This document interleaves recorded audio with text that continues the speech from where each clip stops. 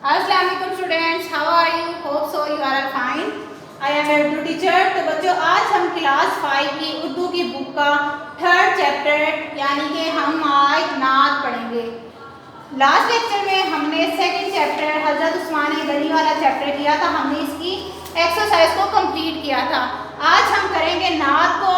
नात की हम रीडिंग करेंगे, साथ हम इसके अल्फाज मायने लिखेंगे। ठीक है, तो चलें सब अपनी बुक्स ओपन कर लें, साथ साथ हम इसके मीनिंग लिखे जाएंगे। पहला शेर है, नबी दूसरे पेशवा बनकर आए, मोहम्मद सल्लल्लाहु अलैहि वसल्लम मगर मुस्तफ़ा बनकर आए।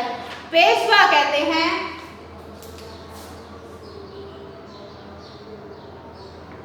पेशवा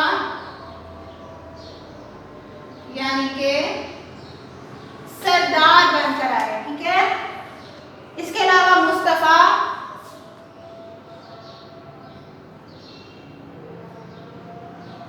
जिसको मुंतखब किया गया हो।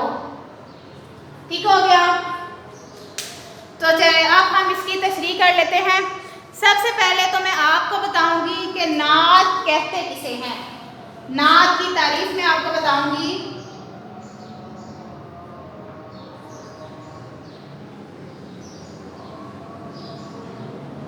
ऐसी नज़म जिसमें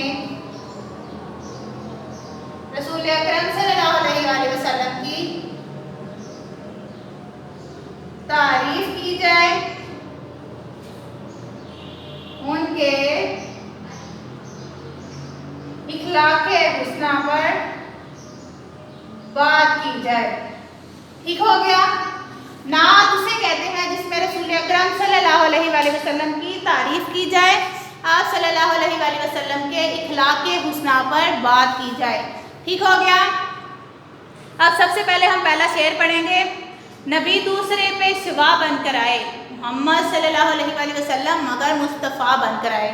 ये नात लिखी है माहिर कादरी ने। वो कह रहे हैं कि नबी करीम सल्लल्लाहु अलैहि वसल्लम हमारे लिए हमारे इमाम बनकर आए, हमारे सरदार बनकर आए, हमें रहनुमाई देने के लिए आए, दुनिया में बताने के लिए आए कि सीधा रास्ता कौन सा है और गलत रास्ता कौन सा है।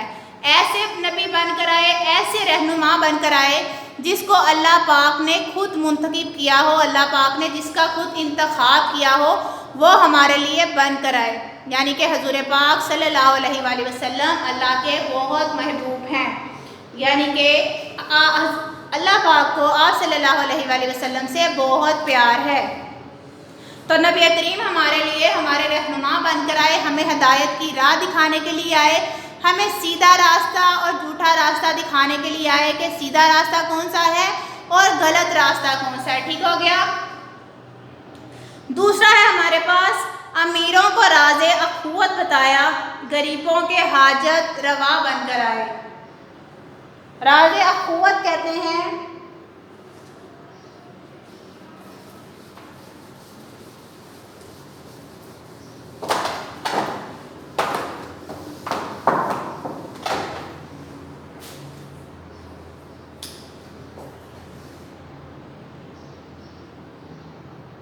राज़े अखुवत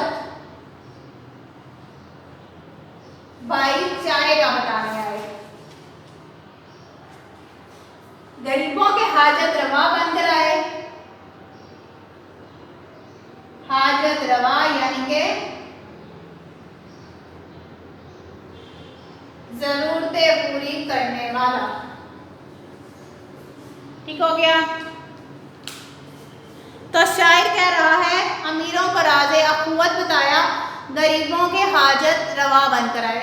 यानी कि नबी करीम सल्लल्लाहु अलैहि वसल्लम जब हमारे लिए इस दुनिया में आए, हदायत लेकर आए, तो उन्होंने बताया कि राज़े अखुवत क्या है, यानी कि भाईचारा क्या है, आपस में हमारे रिश्ते क्या हैं, ताल्लुक़ क्या है। मुसलमान आप सल्लल्लाहु अलैहि वसल्लम ने आकर बताया कि मुसलमान मुसलमान का भाई है, यानी कि सब मुसलमान आपस में बहन भाई हैं। ये नहीं कहा कि ये उसका कुछ नहीं लगता, इसका उसके साथ कोई रिश्ता नहीं, बल्कि कहा कि सब मुसलमान आपस में बहन भाई हैं। آپ صلی اللہ علیہ وآلہ وسلم نے بتایا کہ ایک بھائی کا دوسرے کے اوپر کیا حق ہے، یعنی کہ بتایا کہ ہمارا ایک دوسرے کے اوپر یہ حق نہیں کہ ہم ایک دوسرے کو برا بھلا کہیں، ایک دوسرے پر ظلم کریں، بلکہ بھائی بھائی بن کر رہیں اور غریبوں کے حاجت روا بن کر آئے۔ آپ صلی اللہ علیہ وآلہ وسلم کے اس دنیا میں آنے سے پہلے جو لوگ تھے، امیر لوگ تھے، وہ غریبوں پر بہت ظلم کیا کرتے تھے۔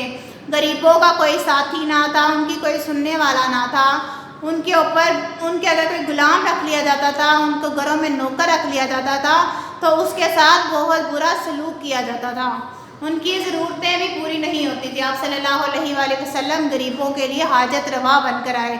آپ صلی اللہ علیہ وآلہ وسلم نے دنیا میں آ کر بتایا کہ غریبوں کے اوپر ہمارا کیا حق ہے، غریبوں کے ساتھ ہم کس طرح کا سلوک کریں، اور آپ ان کی ضرورتیں پوری کرنے کے لیے، ان کی حاجت پوری کرنے کے لیے اس دنیا میں آئے۔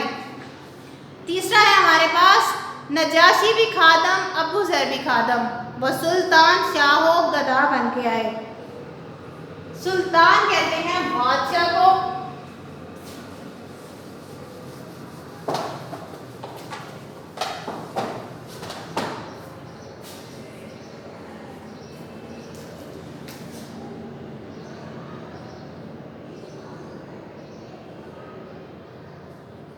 اور گدا کہتے ہیں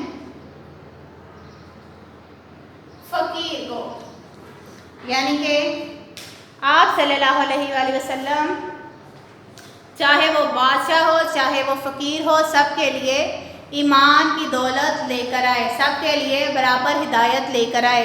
نجاشی بھی خادم، ابو ذر بھی خادم۔ نجاشی حبشہ کا ایک بہت بڑا بادشاہ تھا جو کہ بہت ظالم حکمران تھا۔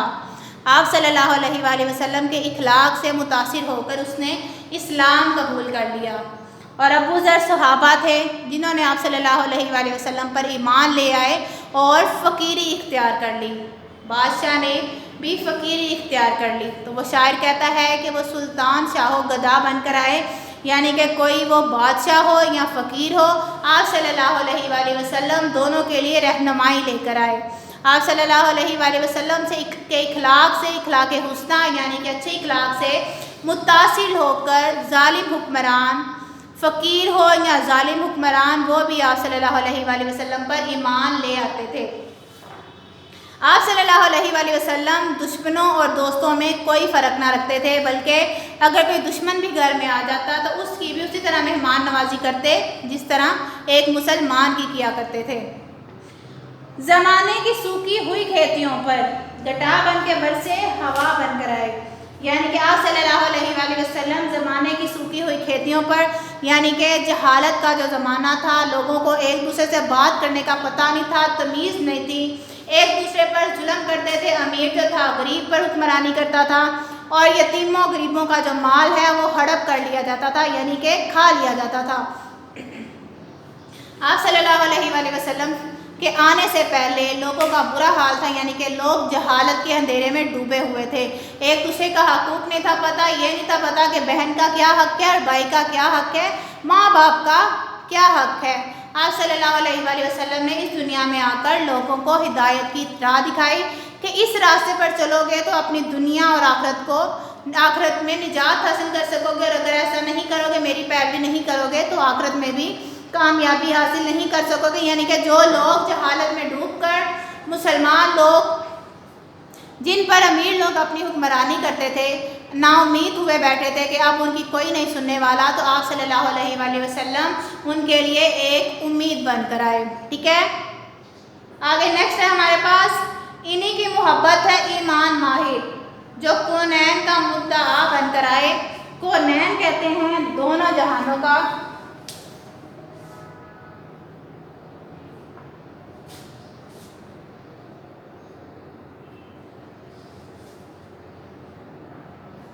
مدعا مقصد کہتے ہیں، یعنی کہ آپ صلی اللہ علیہ وآلہ وسلم کی جو محبت ہے، ان سے ہمارا جو ایمان ہے وہ ان سے محبت ہے، ہمارا ایمان ہی یہی ہے کہ ہم ان سے محبت کریں، انہوں نے اس دنیا میں آ کر ہمیں جو جو باتیں بتائیں ان پر عمل کریں، اگر ان پر عمل نہیں کریں گے تو ہم اپنے دنیا اور آخرت دونوں کو خراب کر سکیں گے۔ حضور پاک صلی اللہ علیہ وسلم نے جو جو باتیں بتائی ان پر پیروی کرنا ہم پر فرض ہے، ٹھیک ہے۔ جو کونین کا مدعا بن کر آئے، آپ صلی اللہ علیہ وسلم دونوں جہانوں میں رہنمائی کا مقصد بن کر آئے، یعنی کہ اس دنیا میں بھی ہم اگر ان کی بتائی ہوئی باتوں پر عمل کریں گے تو ہم آگے جا کر اللہ کی پکڑ سے بچ سکیں گے۔ انہوں نے جو ہمیں دو راستے دکھائے، ایک غلط راستہ اور ایک صحیح راستہ، اگر صحیح راستے کو اختیار کریں گے تو آخرت میں بھی نجات حاصل کر سکیں گے۔ اللہ کے آگے آخرت میں جا کر سر نہیں جھکانا پڑے گا، بلکہ خوش ہوں گے اور اللہ بھی ہم سے راضی ہوگا۔ اور اگر ہم حضور پاک صلی اللہ علیہ وسلم کی باتوں پر عمل نہیں کریں گے تو آخرت میں بھی ہم کامیابی حاصل نہیں کر سکیں گے، کیونکہ اس دنیا میں بھی انہوں نے ہمیں باتیں بتائیں کہ ہم نجات حاصل کر سکتے ہیں، اور آخرت میں بھی ہم آپ صلی اللہ علیہ وسلم ہماری نجات کا ذریعہ بنیں گے۔ ہمارے لیے قیامت کے دن اللہ تعالیٰ سے اپنی امت مسلمہ کے لیے دعا کریں گے کہ اللہ پاک میری امت کو بخش دے۔ تو یہ تب ہی ممکن ہے کہ ہم حضور پاک صلی اللہ علیہ وسلم کی بتائی باتوں پر عمل کریں، جھوٹ نہ بولیں، برائی نہ کریں، ظلم نہ کریں، دنیا میں آ کر خون بہانا نہ کریں۔ خون بہانا یعنی کہ کسی کا قتل نہ کریں، فساد نہ کریں، اور آپس میں رشتہ داروں میں، بہن بھائیوں میں لڑائیاں نہ ڈلوائیں۔ یہ تب ہی ممکن ہے جب ہم حضور پاک صلی اللہ علیہ وسلم کی سیرت طیبہ پر عمل کریں گے، سیرت طیبہ کو پڑھیں گے، ان کے اخلاق کے بارے میں پڑھیں گے، تو یہ تب ہی ممکن ہے۔ تو بچوں، یہ تھا آج کا ہمارا ٹاپک، سبق نمبر 3، یعنی کہ نعت کو ہم نے آج پڑھنا تھا، اس کو سمجھنا تھا، اس کی تشریح کرنی تھی۔ نیکسٹ لیکچر میں ہم اس کی ایکسرسائز اور سوالات جوابات کریں گے۔ یہ آپ نے اچھی طرح اس کو پڑھنا ہے، اس کے الفاظ معنی آپ نے لکھنے ہیں۔ تب تک کے لیے اللہ حافظ۔